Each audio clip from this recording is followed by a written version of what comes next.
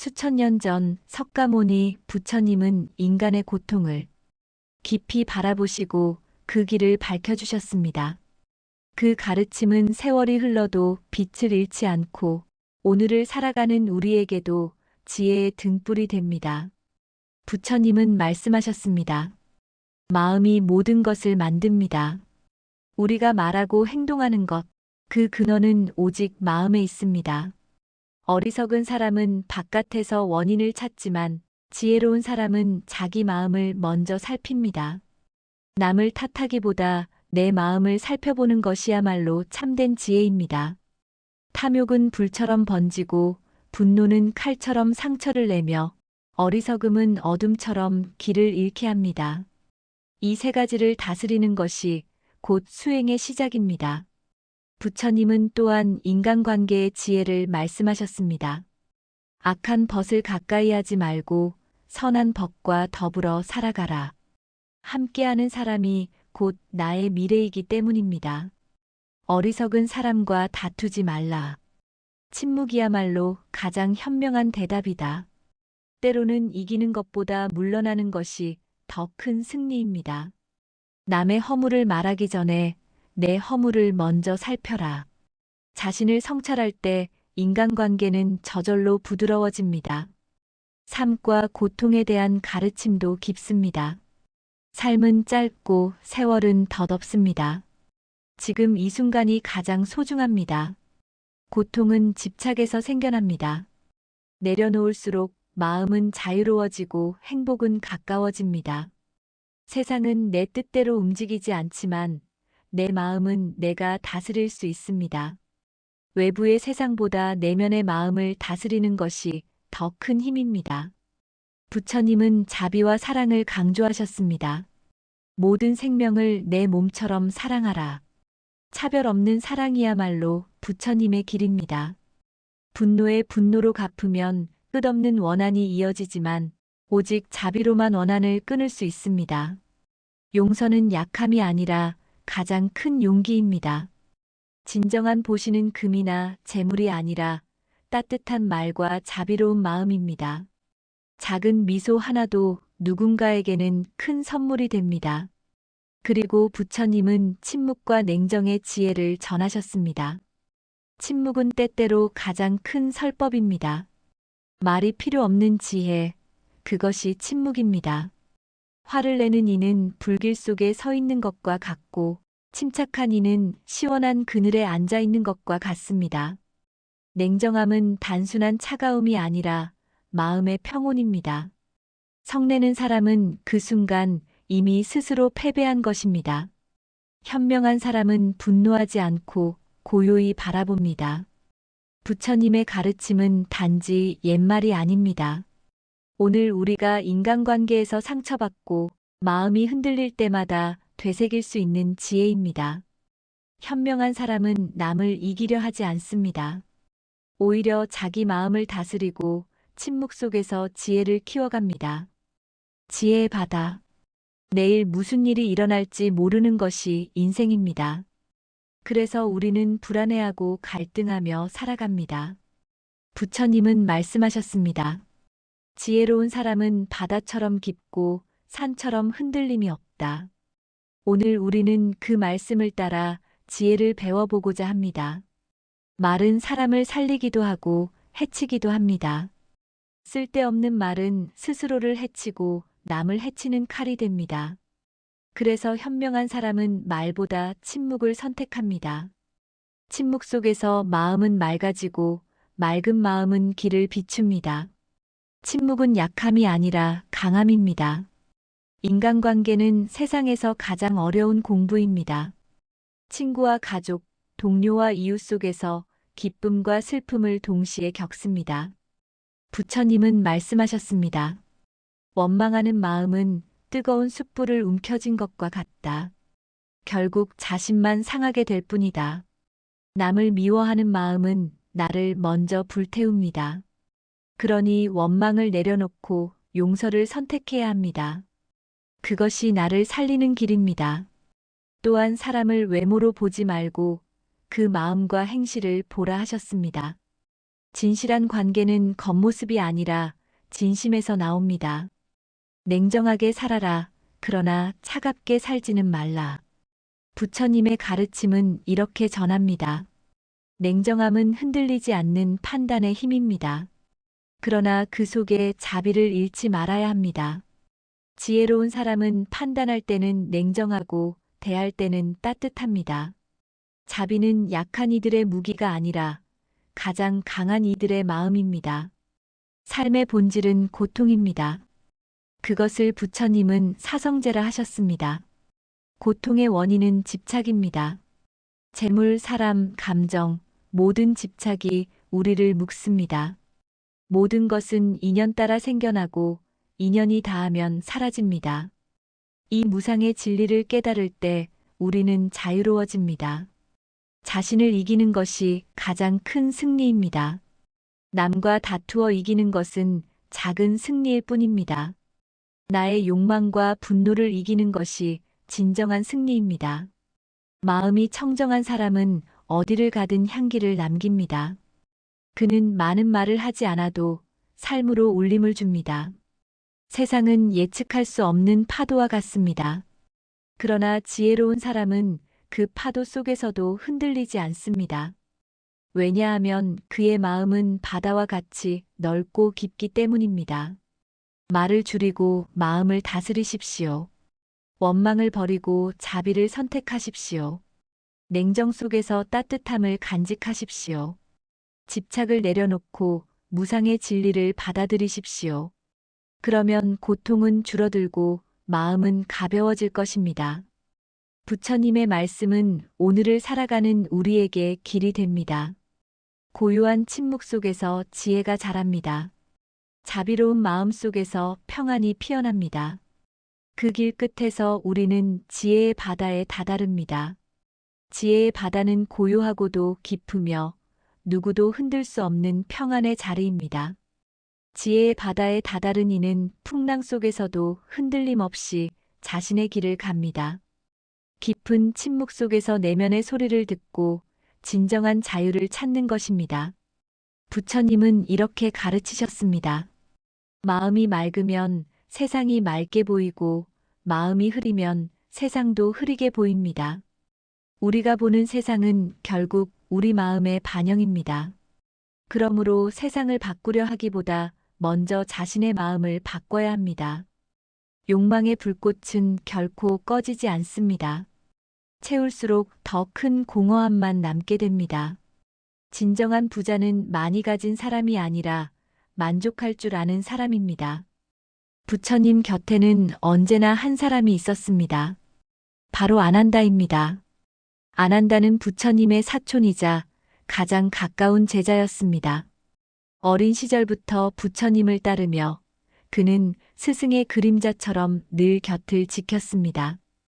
다른 제자들이 수행과 가르침을 받기 위해 멀리 떠날 때에도 아난다는 언제나 부처님의 곁에서 스승이 전하는 말, 한마디, 한숨, 미소까지도 마음 깊이 새기며 지켜보았습니다. 부처님께서는 아난다를 단순한 수행자로만 두지 않았습니다. 중요한 순간마다 곁에 불러 함께 하셨고, 많은 대중 앞에서 법을 설할 때도 아난다는 언제나 바로 옆에 있었습니다.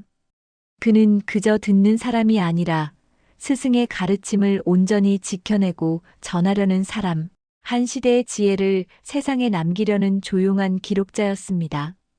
부처님이 길을 걸으며 고통 속에 있는 사람들을 만날 때 아난다는 가장 먼저 다가가 사람들의 이야기를 들었습니다. 부처님이 설법을 시작하면 그는 단 한마디도 놓치지 않으려 눈을 반짝이며 집중했습니다. 밤이 되면 그날 들은 가르침을 되새기고 정리하며 기억 속에 새겼습니다. 다른 이들은 잠들었지만 아난다는 기억이라는 등불을 꺼뜨리지 않았습니다. 부처님의 곁에 있다는 것은 쉽지 않은 일이었습니다. 수많은 제자들 사이에서 스승을 가까이 모신다는 것은 큰 책임을 의미했습니다.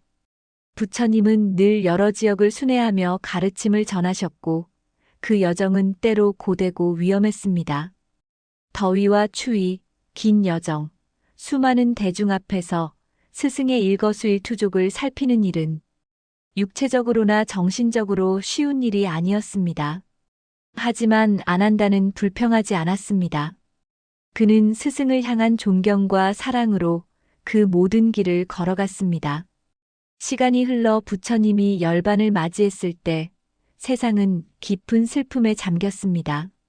스승을 잃은 제자들은 혼란스러웠고 부처님의 가르침이 흩어질지도 모른다는 두려움에 휩싸였습니다. 그때 가장 앞에 선 사람이 바로 아난다였습니다. 그는 그동안 기억 속에 담아두었던 부처님의 말씀을 한 줄 한 줄 꺼내어 제자들에게 전했습니다. 부처님이 생전에 설한 수많은 법문은 기록으로 남아있지 않았습니다. 그 시절엔 종이나 활자가 없었기 때문입니다. 오직 사람의 기억과 입에서 입으로 전해지는 힘이 전부였습니다. 제자들은 서로를 바라보며 부처님의 가르침을 잃어버리지 않기 위해 모였습니다.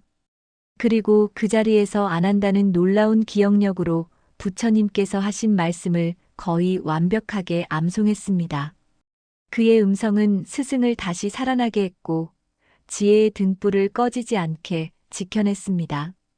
만약 아난다가 없었다면 오늘날 우리가 읽고 듣는 부처님의 수많은 말씀은 아마 세월 속에 사라졌을지도 모릅니다. 우리는 부처님의 지혜를 만날 때 종종 책이나 인터넷을 떠올리지만 그 시작은 한 사람의 마음이었습니다. 스승을 존경하고 그 가르침을 세상에 남기려는 단 한 사람의 헌신이 역사를 지킨 것입니다. 아난다는 단순히 잘 기억하는 제자가 아니었습니다. 그는 스승을 향한 깊은 사랑과 존경, 그리고 이 지혜를 세상에 남겨야 한다는 사명으로 가득 찬 사람이었습니다. 그것은 의무나 명령이 아니라 스스로 선택한 길이었습니다. 그는 부처님과의 추억을 소중히 간직했고 스승의 말씀을 하나라도 잊지 않으려 애썼습니다. 때로는 그 기억이 무거웠을지도 모릅니다. 하지만 그는 그 길을 끝까지 걸었습니다. 부처님이 열반하시던 날 밤 아난다는 깊은 절망에 빠졌습니다.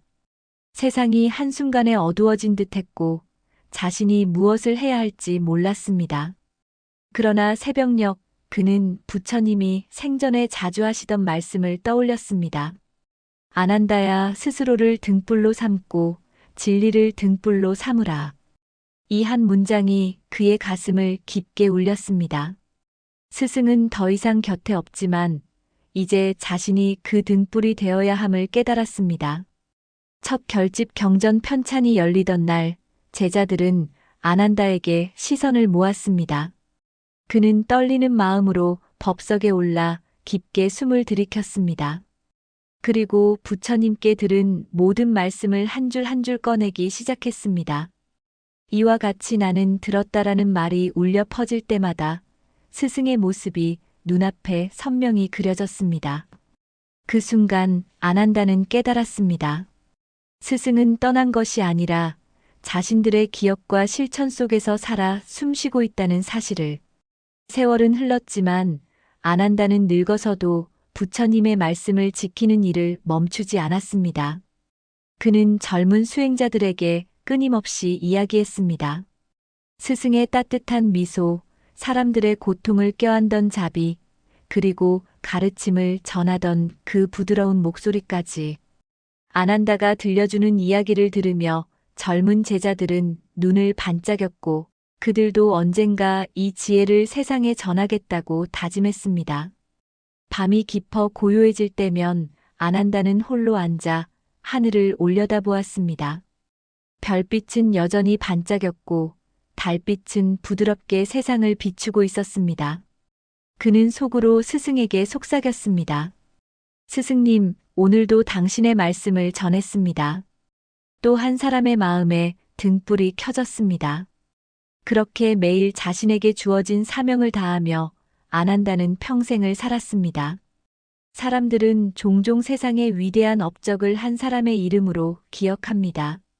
하지만 그 뒤에는 묵묵히 곁을 지킨 누군가가 있습니다. 아난다는 빛을 내기 위해 자신을 드러내지 않았습니다. 그는 자신이 아니라 스승을 드러냈고 자신의 삶을 통해 스승의 지혜가 꺼지지 않게 지켰습니다. 오늘을 살아가는 우리에게 아난다의 이야기는 묵직한 메시지를 줍니다. 누군가의 곁을 끝까지 지킨다는 것은 어떤 의미일까? 우리는 때로 자신의 꿈과 목표에만 집중하느라 누군가의 길을 함께 걸어주는 일의 가치를 잊습니다. 하지만 세상의 빛나는 이야기들은 혼자만의 힘으로 만들어지지 않습니다. 누군가의 뒤에서 또는 옆에서 조용히 손을 잡아주는 사람이 있을 때 비로소 완성됩니다. 여러분의 삶에는 그런 사람이 있나요? 혹은 여러분은 누군가의 아난다가 되어주고 있나요? 때로 우리는 스스로가 대단하지 않다고 느낄지 모릅니다. 그러나 누군가의 길을 지켜주고 그들의 꿈과 가르침을 잊지 않게 해주는 일은 세상에서 가장 가치 있는 일입니다. 아난다는 세상을 구한 영웅은 아니었지만 그의 헌신은 수천 년이 지난 오늘까지 사람들의 마음을 밝히고 있습니다. 진정한 제자는 스승의 지혜를 지켜낸다. 오늘 당신 곁에도 묵묵히 힘이 되어주는 사람이 있을지 모릅니다. 가족일 수도, 친구일 수도, 함께 일하는 동료일 수도 있습니다. 그들에게 고마운 마음을 전해보세요.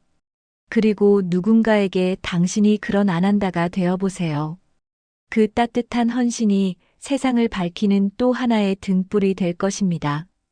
그리고 혹시 지금 스스로를 작은 존재라고 느끼고 있다면 아난다를 기억하세요. 그의 삶은 거창한 기적이나 눈부신 승리가 아니었습니다.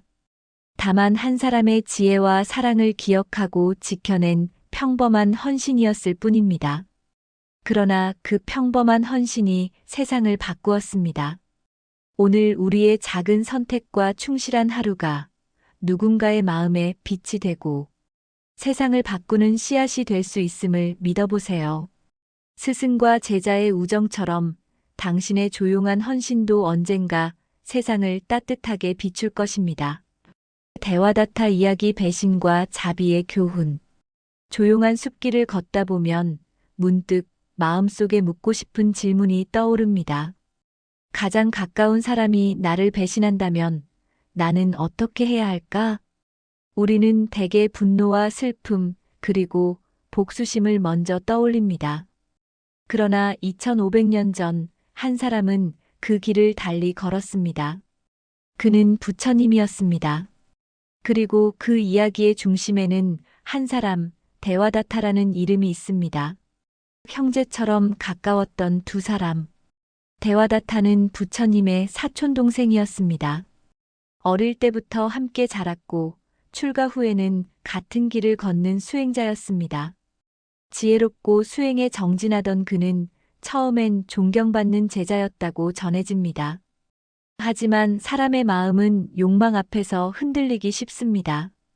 부처님 곁에서 많은 이들의 존경을 받는 것을 보며 그의 마음에 작은 질투가 씨앗처럼 자리 잡았습니다. 처음에는 아주 작았던 그 씨앗이 어느 날부터 자라나기 시작했습니다. 왜 그는 존경을 받고 나는 그렇지 못한가? 내가 더 나은 가르침을 줄 수도 있지 않을까? 질투는 서서히 욕망으로, 욕망은 곧 권력욕으로 바뀌어 갔습니다. 이막 욕망이 만든 그림자. 대와다타는 부처님을 대체하고자 마음먹었습니다. 그는 부처님을 찾아가 이렇게 말했습니다. 세존이시여, 이제 연세도 드셨으니 수행승들의 지도는 저에게 맡기십시오. 저는 새로운 규율을 세워 더 청정한 공동체를 만들겠습니다. 하지만 부처님은 조용히 고개를 저으며 말씀하셨습니다. 대와다타여, 아직 너의 마음은 탐욕과 분노로 가득 차 있구나. 진정한 청정함은 규율에서가 아니라 마음의 깨달음에서 비롯된다. 이 거절은 대와다타의 마음에 불을 지폈습니다. 그는 더 이상 부처님의 제자가 아니라 경쟁자가 되기로 결심했습니다. 산막 모함과 공격. 대와다타는 부처님을 헐뜯기 시작했습니다. 사람들 앞에서 부처님의 가르침을 비난했고 자신이 더 높은 깨달음을 얻었다고 주장했습니다. 심지어 왕과 귀족들을 찾아가 부처님을 몰아내려 했습니다. 어느 날은 암살자를 보내 부처님의 목숨을 노리게 했습니다. 또 어느 날은 산 위에서 거대한 바위를 굴려 부처님을 해치려 했습니다. 바위는 부서져 조각 하나가 부처님의 발을 다치게 했지만 생명은 잃지 않았습니다. 제자들은 분노했습니다. 스승님, 더 이상 참으실 필요가 없습니다. 그를 벌합시다. 그러나 부처님은 고요한 미소를 지으며 말씀하셨습니다. 증오는 증오로 사라지지 않는다. 오직 자비로만 사라질 수 있다. 사막 부처님의 마음. 부처님은 데와다타의 악행을 알면서도 미워하지 않았습니다. 그를 향한 시선은 연민이었습니다. 그도 욕망과 무지에 갇힌 한 중생일 뿐이다. 마음속 어둠이 커지면 사람은 스스로를 해치게 된다. 부처님은 그를 벌하지 않았습니다. 대신 제자들에게도 미움을 품지 말라고 가르쳤습니다. 미움을 품으면 그 불길이 결국 내 마음을 태운다. 자비는 상대를 위한 것이 아니라 나를 지키는 길이기도 하다. 오막 결국 스스로 무너진 데와다타. 데와다타는 끝까지 권력욕을 버리지 못했습니다. 하지만 욕망은 그를 점점 고립시켰습니다. 지지하던 이들은 떠나고 그의 공동체는 무너졌습니다. 말년에 그는 병들고 외로이 쓰러졌습니다. 부처님은 그의 소식을 듣고도 이렇게 기도하셨다고 전해집니다. 그가 괴로움에서 벗어나길, 어리석음에서 깨어나길, 미움과 원한 대신 마지막까지 연민과 자비를 보내셨던 것입니다. 육막 오늘 우리에게 주는 가르침. 우리의 삶에서도 데와다타와 같은 상황은 일어납니다. 가까운 친구, 동료, 가족이 나를 배신할 때가 있습니다. 믿었던 관계가 무너질 때 우리는 깊이 상처받습니다. 그때 우리는 두 갈래 길 앞에 서 있습니다. 하나는 미움과 복수로 마음을 불태우는 길, 다른 하나는 자비와 이해로 자신을 지켜내는 길입니다. 부처님은 두 번째 길을 선택하셨습니다. 자비는 약함이 아니라 가장 큰 용기입니다. 미움은 내 마음을 갉아먹지만 자비는 나를 자유롭게 합니다. 증오는 증오로 사라지지 않는다. 오직 자비로만 사라질 수 있다. 오늘 당신의 마음에 배신의 상처가 있다면 부처님의 이 가르침을 떠올려 보세요. 분노를 내려놓는 것이 상대를 위한 것만이 아니라 나를 위한 해방임을. 칠막 잔잔한 마무리. 숲길을 따라 걷다 보면 작은 바람이 잎을 흔듭니다. 바람은 잡을 수 없고 지나갑니다. 우리 마음의 분노와 미움도 마찬가지입니다. 붙잡을수록 무거워지고 내려놓을수록 자유로워집니다. 데와다타의 이야기는 단지 옛날 불교의 전설이 아닙니다. 오늘 우리에게도 여전히 살아있는 지혜입니다. 배신과 미움 속에서도 자비를 잃지 않는 힘. 그것이 바로 부처님이 보여주신 길입니다. 오늘 당신의 마음 한켠이 아프다면 이렇게 속삭여 보세요. 나는 미움 대신 자비를 선택하겠습니다. 나는 복수 대신 나의 평화를 선택하겠습니다. 그 순간 마음은 조금 더 가벼워지고 삶은 조금 더 따뜻해질 것입니다. 팔막 현대적 관점에서 바라본 데와다타. 현대 사회에서 데와다타의 이야기는 더욱 의미가 깊습니다. 우리는 SNS와 다양한 매체를 통해 인정과 명예를 추구합니다. 남들보다 더 빛나고 싶은 마음, 더 인정받고 싶은 욕망은 누구에게나 있습니다. 이런 경쟁 사회에서 때로는 데와다타처럼 타인을 밟고 올라서려는 유혹을 느끼기도 합니다. 회사에서 동료가 내 공을 가로챘을 때, 친구가 내 비밀을 다른 사람에게 말했을 때, 가족이 내 신뢰를 저버렸을 때, 우리는 깊은 배신감을 느낍니다. 그 순간 우리의 마음은 어떻게 반응하나요? 데와다타의 이야기는 단순한 교훈이 아닌 내면의 거울을 보는 경험입니다. 우리 안에도 작은 대와다타가 살고 있음을 인정해야 합니다. 질투, 시기, 분노의 감정이 자라나는 것을 알아차리고 그것이 나를 어둠으로 이끌기 전에 멈출 수 있는 지혜가 필요합니다. 구막자비의 실천법. 부처님의 자비는 단순한 이론이 아닌 실천이었습니다. 그렇다면 우리는 어떻게 일상에서 이 자비를 실천할 수 있을까요? 첫째, 알아차림의 수행입니다. 분노와 미움이 일어날 때 먼저 그 감정을 알아차리고 인정하세요. 지금 내 마음에 화가 일어나고 있구나라고 관찰하는 것만으로도 감정에 휩쓸리지 않을 수 있습니다. 둘째, 호흡을 통한 안정입니다. 감정이 격해질 때 깊은 호흡을 3번 해보세요.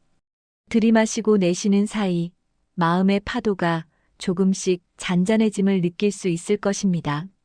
셋째, 상대방의 입장을 생각해 보는 것입니다. 왜 그 사람은 그런 행동을 했을까? 모든 행동에는 이유가 있습니다. 그가 겪었을 고통, 불안, 두려움을 상상해 보세요. 이해가 곧 용서는 아니지만 이해는 미움을 줄이는 첫걸음입니다. 넷째, 자비 명상을 실천해 보세요. 조용한 시간에 눈을 감고 나를 힘들게 했던 사람을 떠올리며 이렇게 기도해 보세요. 당신이 평화롭기를, 당신이 행복하기를, 당신도 고통에서 벗어나기를. 처음에는 어색하고 거부감이 들 수도 있지만 꾸준히 실천하면 마음의 무게가 가벼워지는 경험을 하게 될 것입니다. 신막 대와다타의 마지막 이야기. 많은 불교 경전에서 대와다타는 악인으로 묘사됩니다. 하지만 몇몇 경전에는 그의 마지막 순간에 대한 흥미로운 이야기가 전해집니다. 대와다타가 죽음을 앞두고 자신의 행동을 깊이 후회하며 부처님을 찾았다는 것입니다. 비록 부처님을 직접 만나지는 못했지만 마지막 순간 그는 부처님의 이름을 부르며 참회했다고 합니다. 더 흥미로운 것은 일부 대승불교 경전에서는 대와다타가 사실은 위대한 보살이었다는 해석이 있습니다. 부처님의 가르침을 더 빛나게 하기 위해 일부러 반대자 역할을 맡았다는 것입니다. 마치 연극에서 악역이 있어야 주인공의 선함이 더 돋보이듯 대와다타는 부처님의 자비와 지혜를 세상에 보여주기 위한 중요한 역할을 맡았다는 해석입니다. 이 관점에서 보면 우리 삶에서 만나는 대와다타들도 다른 시각으로 볼 수 있습니다. 나를 힘들게 하는 사람들이 실은 내 성장을 위한 스승일 수도 있다는 것입니다. 우리를 배신한 사람, 상처 준 사람들이 역설적으로 우리에게 더 큰 지혜와 강함을 가르쳐주는 스승이 되는 것입니다. 11막 현대인의 삶에 녹아든 대와다타 이야기.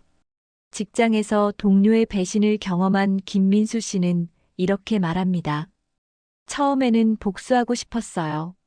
그 사람 때문에 3년간 준비한 프로젝트에서 제외되었으니까요. 하지만 분노에 사로잡히면 제 삶까지 망가진다는 것을 깨달았습니다. 대와다타 이야기를 접하고 나서 마음가짐이 바뀌었어요. 지금은 그 경험이 제게 더 큰 성장의 기회였다고 생각합니다. 30년간 교직에 몸담았던 박지영 선생님의 이야기도 의미가 깊습니다. 학교에서 저를 모함한 동료 때문에 정말 힘든 시간을 보냈어요. 하지만 부처님이 대와다타를 대했던 것처럼 저도 그 사람을 미워하지 않기로 했습니다.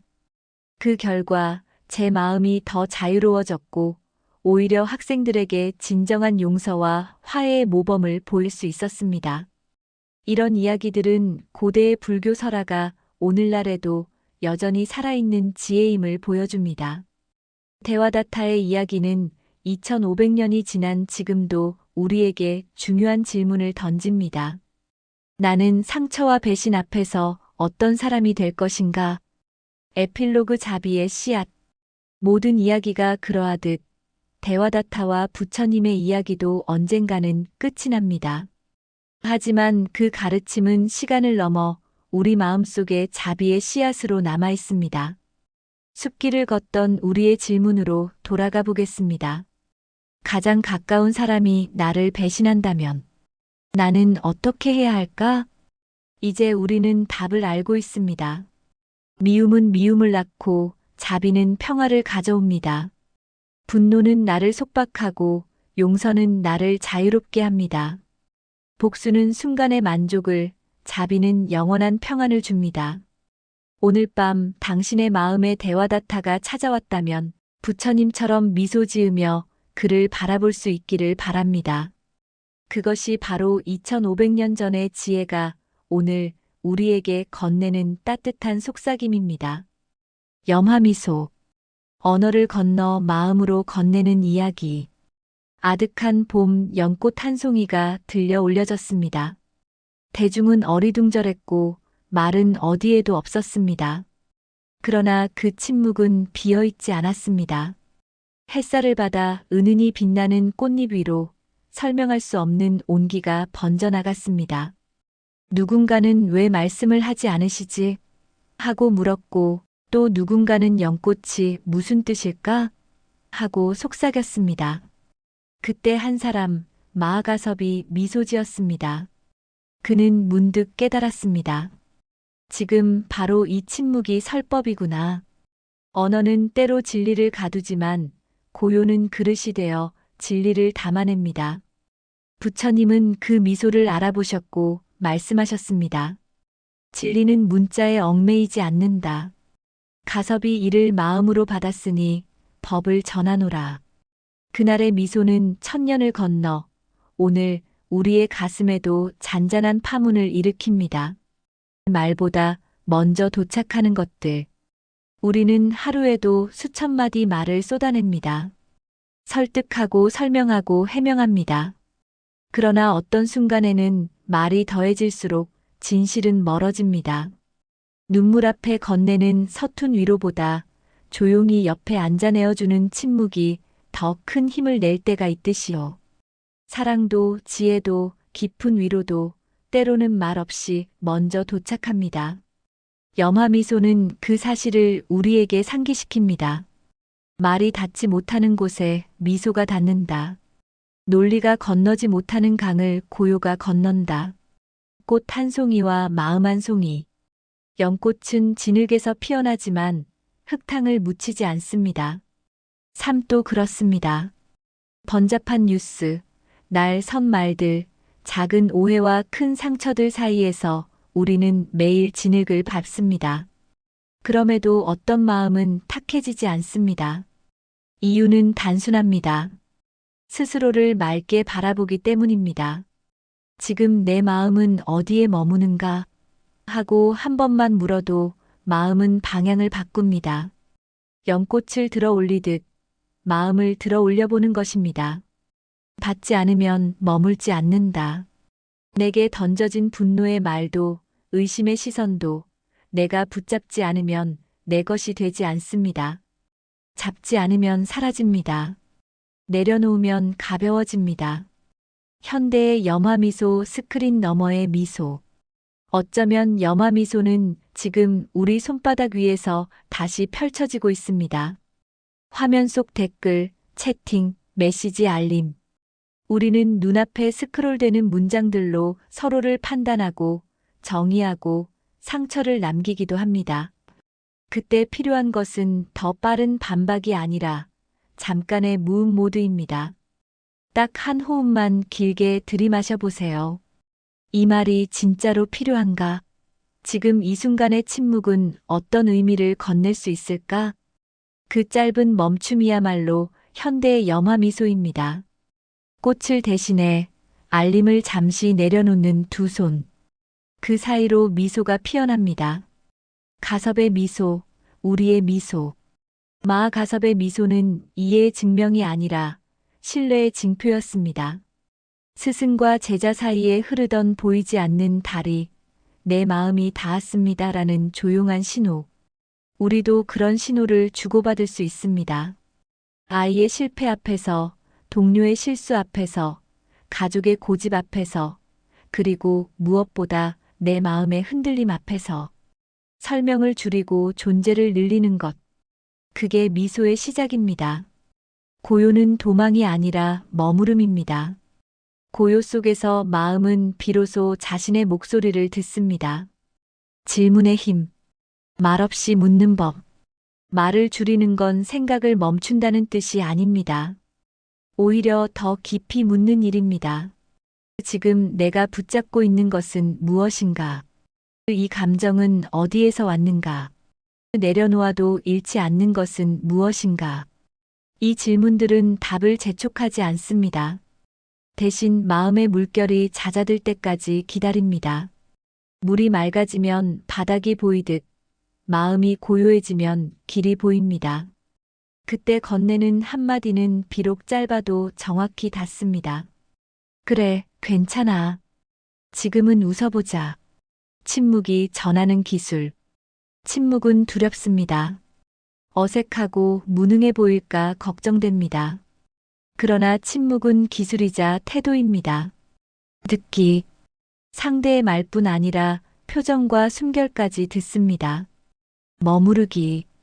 반사적으로 반응하지 않고 한 호흡 머뭅니다. 비우기. 내 고정관념을 잠시 내려놓습니다. 고르기. 꼭 필요한 말 한 줄만 고릅니다. 이 네 가지가 모이면 말이 적어도 전해지는 건 많아집니다. 우리가 배우는 글쓰기의 기본이 삭제에서 시작되듯 마음의 전달도 비움에서 선명해집니다. 일상의 리추얼 연꽃 들기. 오늘 하루 작은 의식을 하나 만들어 봅시다. 이름하여 연꽃 들기. 아침 스마트폰을 잡기 전 눈을 감고 미소를 한번 지어봅니다. 마음에 연꽃 한 송이를 든다고 상상하며 오늘은 말보다 마음이 먼저 닿게 하자 하고 속으로 다짐합니다. 한낮 분주함이 몰아칠 때 10초만 고요를 허락합니다. 알림을 끄고 숨을 들이마시고 내쉰 뒤 지금 꼭 필요한 한마디는 무엇인가? 를 묻습니다. 밤 잠들기 전 오늘 남긴 말들 가운데 지우고 싶은 말 하나를 떠올리고 그 자리에 미소 하나를 그려 넣습니다. 마음속 편집 기능으로 대체 텍스트 미소를 입력하는 셈입니다.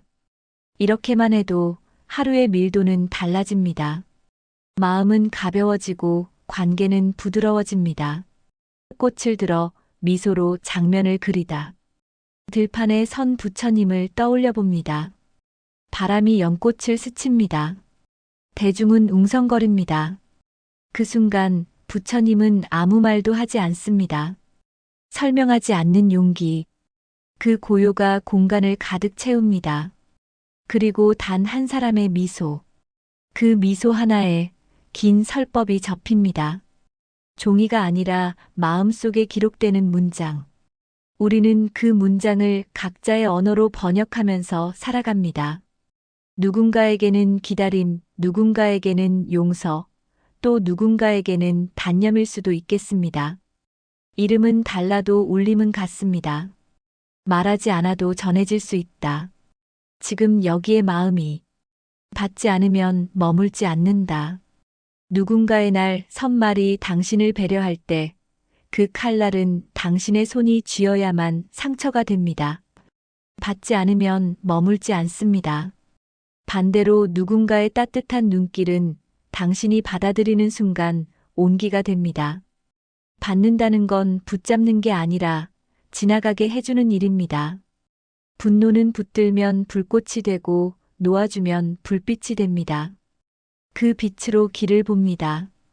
오늘 하루 혹시라도 악에 없는 오해가 당신에게 날아온다면 마음속에 연꽃을 한번 들어보세요. 꽃잎은 다치지 않습니다. 당신의 마음도 다치지 않습니다. 오늘의 법문.